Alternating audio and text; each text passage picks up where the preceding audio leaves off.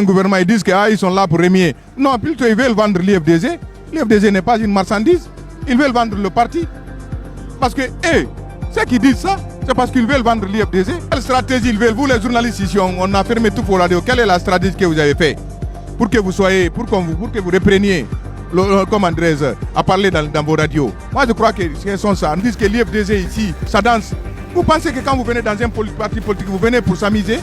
Vous venez seulement pour avoir une mine serrée? Un parti politique, un siège de parti politique n'est pas une mosquée ni une église.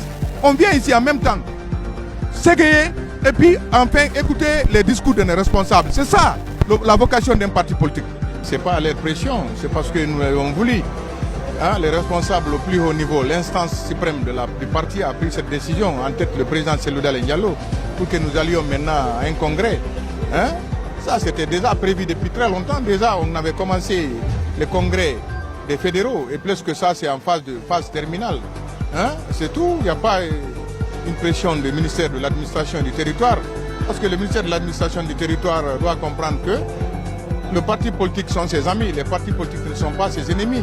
Et puis ce qui est plus grave, il allait nous faire le bilan des 2 ans de la transition avec l'accord de la CEDEAO qu'ils ont pris. Moi je crois que c'est plus important, au lieu de faire pression sur les partis politiques, c'est de dire quand est-ce qu'ils vont nous organiser des élections. Les 2 ans qui se sont écoulés dans le vide, qu'est-ce qu'ils ont fait pour nous ramener à l'ordre constitutionnel? C'est ça la priorité du ministère de l'administration. Qu'est-ce qu'ils ont fait pour créer une CENI? Qu'est-ce qu'ils ont fait pour le code électoral? Qu'est-ce qu'ils ont fait pour créer une constitution consensuelle et code des collectivités? C'est ce qui importe. Ce n'est pas les détails là. Le congrès va se passer dans les règles de l'art. Le 19 au 20, ça va se passer dans les règles de l'art. Je crois que ceux qui sont concernés, c'est ceux-là qui assisteront. Le congressiste, celui qui n'est pas congressiste ne peut pas assister au congrès.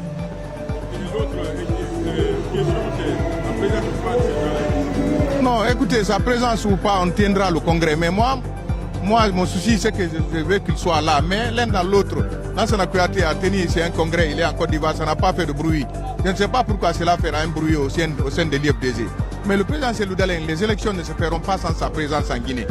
Forcément, il viendra pour candidater.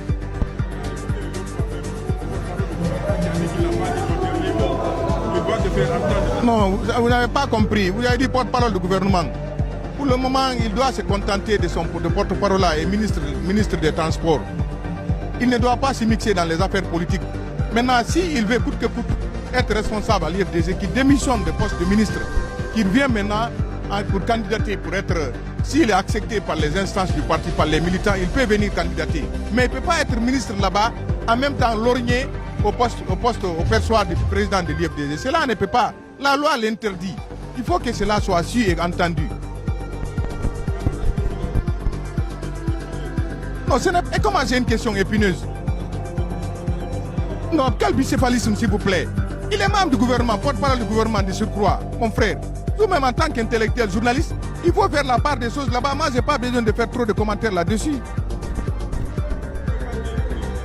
Non, vous ne m'avez pas compris, ce n'est pas la détermination. Ce n'est pas cette détermination qui compte. J'ai dit encore, j'ai redit, s'il veut le percevoir de la tête de l'IFDG, qu'il démissionne en tant que ministre et qu'il revient sur le terrain, comme il dit qu'il a des militants, comme ils disent que l'IFDG aujourd'hui n'est pas entretenu comme avant, alors qu'ils étaient tous à l'IFDG. On a gagné combien d'élections ici, et lui-même il le sait, lui-même il a certifié et confirmé qu'en 2020, c'est lui qui a gagné les élections présidentielles de 2020. Et s'ils disent aujourd'hui que l'IFDG, si c'est là, et ceux qui s'en prennent à l'IFDG, c'est parce qu'ils n'ont pas autre chose à faire. Quand ils disent que l'IFDG ici, ça danse, vous pensez que quand vous venez dans un parti politique, vous venez pour s'amuser? Vous venez seulement pour avoir une mine serrée? Un parti politique, un siège de parti politique n'est pas une mosquée ni une église. On vient ici en même temps s'égayer et puis enfin écouter les discours de nos responsables. C'est ça la vocation d'un parti politique.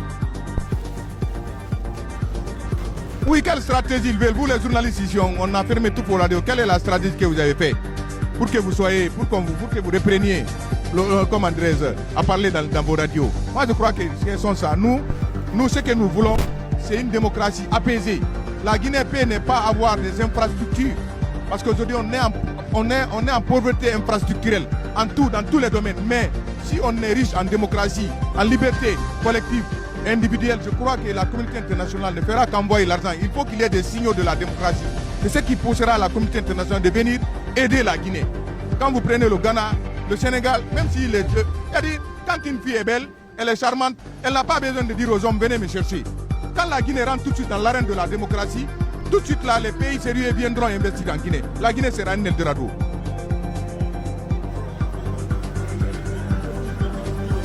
Non, oui, il ne peut pas parler au nom des Guinéens. Lui qui est là, ce n'est pas les Guinéens qui l'ont mis au pouvoir. Il a pris le pouvoir par les armes. Moi, je ne vais pas commenter trop les discours de ce jeune-là. C'est un jeune officier pour lequel j'avais un grand respect lorsqu'ils ont pris le pouvoir.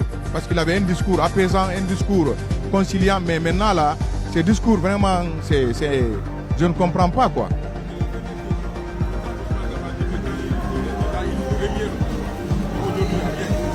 Non, alors ils sont venus pour émuer le CNRD. C'est même incongru qu'ils disent ça.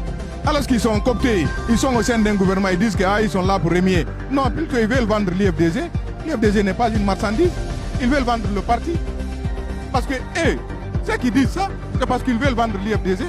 Et je remercie d'ailleurs le doyen Mamadou, qui a vu juste en donnant la tête de l'IFDG au président Selouda Lengallo. Ni c'était lui, aujourd'hui l'IFDG aurait été vendu au plus grand désagrément de ces valeureux militaires.